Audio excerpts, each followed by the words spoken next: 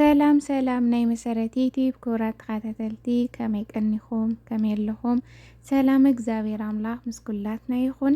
ነዚ ቻነል ሓድሽቲ ዝኾንኩም ሳብስክራይብ ላይክ ሸር ናገበርኩም እተው ሓድሽቲ ዘይኮንኩም ከዓኒ ላይክ ኮመንት ጽሓፉለይ ርእይተኹም ማለት እዩ። ከስተኻኽሉ ዝግበአኒ እውን እናስተኻኸልኩ ንቐጻላይ ክመፀኩም እየ።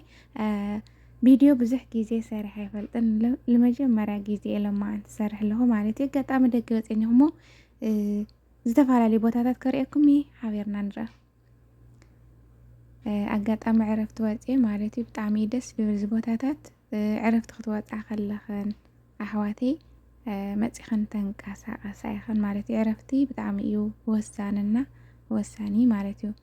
ኩሉ ጊዜ ኣብ ገዛ ክንከውን ከለና ርእስና እውን ብጣዕሚ ኢና ነጨናንቆ ማለት እዩ። ስለዚ መፂኸን ተንቀሳቐሳ ዋጋ ሰዋ ክንክፈል ኣቢልክንሲ ተንቀሳቐሳ ዕረፍቲ ውሰዳ ከይትሓማ ማለት እዩ። ብጣዕሚ ደስ ዝብለካ በእውነት ደሞ ሎማዓንቲ ዓርቢ ስለ ዝኾነ ብጣዕሚ ብዙሕ ሰብ እዩ ነይሩ። ኣብዚ ከማን ግልስ ኢለ ናቐረፅኩ ነይረ እመይ ብጣዕሚ ገፊሕ ቦታ ማለት እዩ። ከምኡ እውን ብዙሕ ሰብ ዝነበሮ እዩ ማለት ይረይዎ ብጣዕሚ ደስ በሃሊ እና መፂኸን ተንቀሳቐሳ ኣጋጣሚ ምስ ኣሕዋተይ ከይደ ኣነ እውን ደስ ዝብል ምሸት ኣምሽና እግዚአብሔር ዝተመስገነ ይኹን።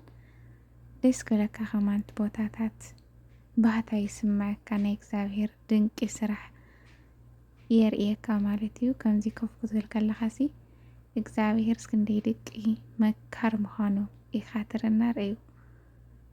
መፂኸን ተንቀሳቐሳ ዕረፍቲ ውሰዳ ብሩኻት ኣሕዋተይ ካብ ሓሚምካ ሕክምና ተኻናኺምካ ጥዕና ይበሃል ነይሩ።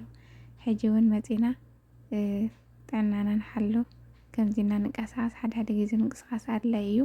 ለርእስና እውን ፍረሽ እዩ ዝገብሮ ሓድሽ ነገር እዩ ዝስመዐካ ማለት እዩ። እና መፂኸን ተንቀሳቐሳ ብጣዕሚ ደስ ዝብለካ ኣብዚ ከዓ ምስ ኣሕዋተይ ኮይና እናተጫወትና ማለት እዩ።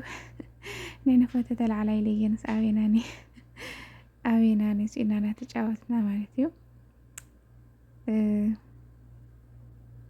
ቪድዮ ብዙሕ ዩቲዩብ ወፂ ስለ ዘይፈልጥ ብጣዕሚ ኢና እናሰሓቕና እናተጫወትና ነይርናና እግዚአብሔር ዝተመስገነ ይኹን። ኣብ ስደት ኩሉ ሓውካ እዩ። ኩሉ ይምህረካ ፍቕሪ ሕውነት ሓድነት ናይ እግዚአብሔር ድንቂ ስራሕ ኢና።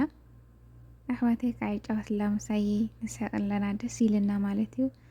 ኣብ ገዛ ድብር ኢልና ስለ ዝነበረ ተኣሲራ ዝነበረት መራኺና መሲልና ብጣዕሚ ደስ ኢልናና።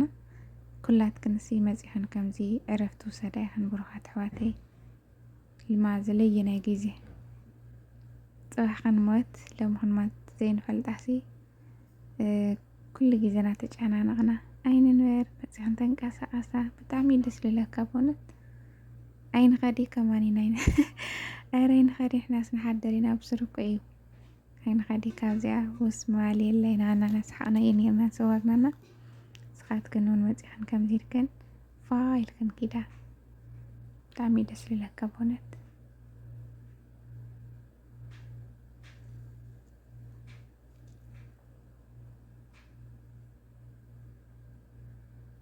ዋው ደስ ክብል ብዙሕ ኣይቀረፅክን እየ ግን ንእሽተን እየ ቀሪፀ ማለት ዓረብ ስለ ዝነበሩ ይፈርሓን እንዲን ዘንዕረፍ ከዓ ፎቶ ድኽን ትቐርፃና ኣለኸን ስለ ዝነበላ ዝነበራ ብዙሕ ኣይቀረፅኩን እየ ማለት ኢና ግን ከዓ ተን ዝቐረፅኩን ግን ደስ በሃሊ እዩ እግዚአብሔር ይመስገን። እና መፂኸን ተንቀሳቐሳ ኩላትክን ከምዚ ኢልክን